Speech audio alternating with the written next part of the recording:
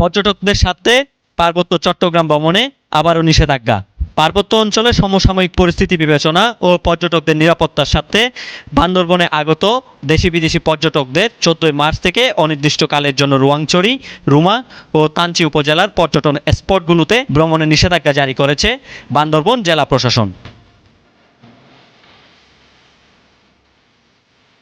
বুধবার 15 মার্চ বিকেলে বান্দরবন জেলা ম্যাজিস্ট্রেট ইয়াসমিন পারভিন টিব্রিজের সই করা এক প্রজ্ঞাপনে 14 মার্চ থেকে অনির্দিষ্টকালের জন্য রুমা, রোয়াংছড়ি ও থানচি উপজেলায় পর্যটক ভ্রমণে নিষেধাজ্ঞা জারি করা হয়।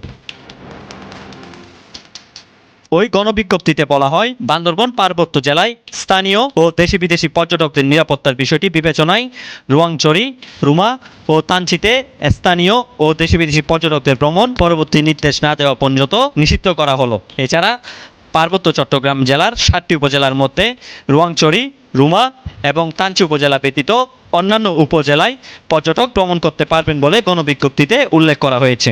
এ ব্যাপারে বান্দরবন জেলা প্রশাসক ইয়াসমিন পারভিন টিব্রিজ বলেন, বান্দরবনে আগত পর্যটকদের সার্বিক নিরাপত্তার জন্য নিষেধাজ্ঞা জারি করা হয়েছে। পরবর্তী নির্দেশনা না দেওয়া পর্যন্ত বান্দরবনে আগত পর্যটকদের উল্লেখিত নিষেধাজ্ঞা থাকা 3 উপজেলায় ভ্রমণে না আসার অনুরোধ করা হয়েছে। প্রসঙ্গত, 2020 সাল থেকে পাহাড়ে ক্ষুদ্র নৃগোষ্ঠী বম সম্প্রদায়ের কিছু যুবক কুকিচিন ন্যাশনাল ফ্রন্ট নামে একটি সশস্ত্র সংগঠন গড়ে তোলে।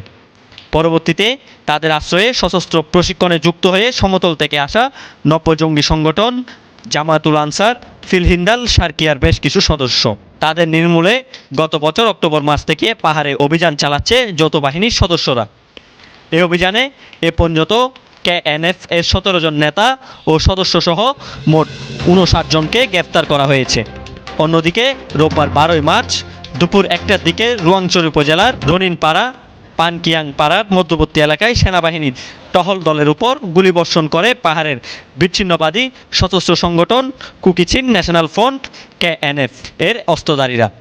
এই সময় বিচ্ছিন্নতাবাদীর গুলিতে নাজিমউদ্দিন নামে এক সেনা কর্মকর্তার মৃত্যু হয়। তিনি সেনাবাহিনীর মাস্টার ওয়ারেন্ট অফিসার ছিলেন। এ সময় আরও 2 জন সেনা সদস্য গুলিবিদ্ধ হন। এসব ঘটনাকে কেন্দ্র করে পর্যটকদের নিরাপত্তার স্বার্থে জেলা প্রশাসনের পক্ষ থেকে এই নিষেধাজ্ঞা দেওয়া হয়েছে বলে জানা যায়। News desk, CCN, Bandarban. জয় বাংলা।